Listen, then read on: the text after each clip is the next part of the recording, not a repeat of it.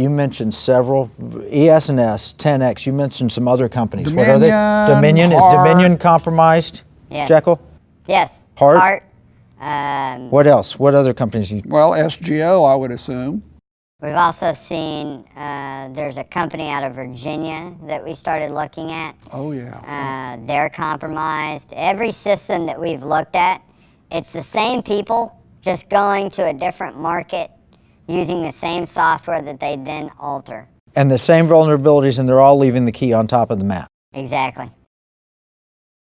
Wow. Wow, that's frightening. It's unbelievable. It maybe explains a lot. It is not a partisan issue, because if the Russians or whomever wanted to put a Democrat in the White House, this is a way they could do it. If they wanted to put a Republican in the White House, this is a way they could do it. It's not one party or the other party necessarily. It is a national security vulnerability. Not just national security, but then you also look at organizations within the United States. It's when you have businesses that give politicians millions of dollars to push their agenda. Now all of a sudden, they want to make sure that their politician gets into office.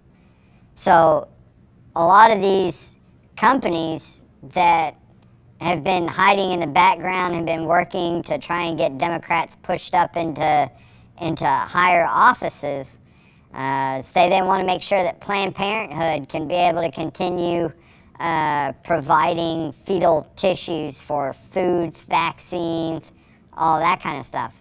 Well, they need to have that Democrat in office. So now all of a sudden they're going to be able to make sure that they can get in.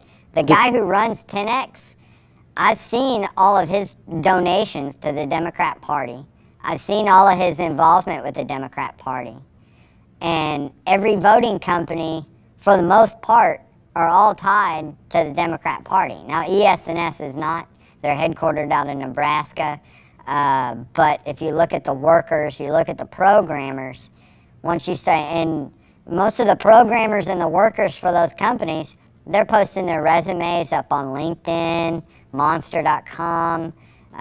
You can find them all over the place. And in fact, some of the software that we were hunting and looking for, we found it on GitHub, where they're making it in real time, and they just leave it out there for everyone to see.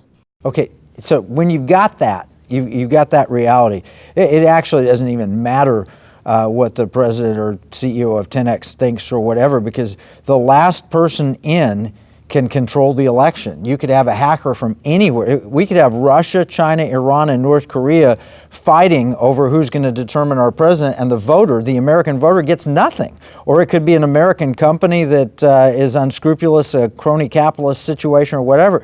It's stealing, fraud and theft from the American voter. It means my vote's not worth anything. Well, it is. It's worth something because it's a digit that someone can then change and manipulate. cast where It's not worth anything to me. No, it's not. It's being stolen for somebody else.